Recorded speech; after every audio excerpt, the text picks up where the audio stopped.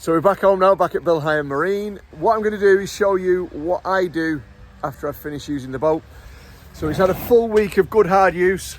Give the engine a good old flush out. The Parson 115 performed beautifully for us. So let's give her a little bit of love.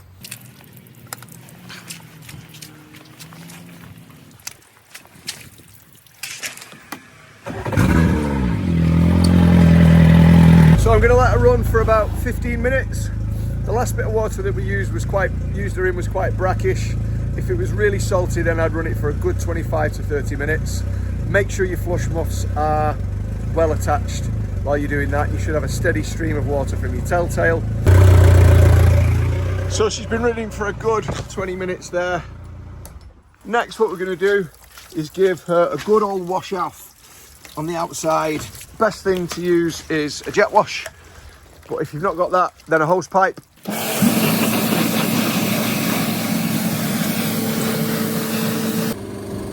The most important places are up underneath the saddle. Get right up under there, because you've got quite a lot of mild steel parts around the midsection. Most important thing after the engine is the trailer. She's been in salt water, so let's get rid of all that salt.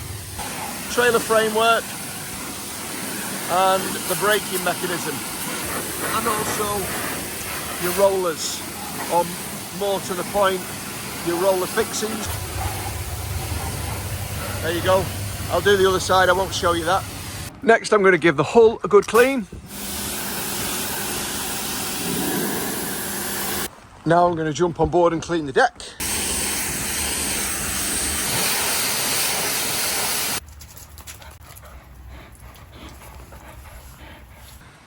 Now I'm going to clean the deck.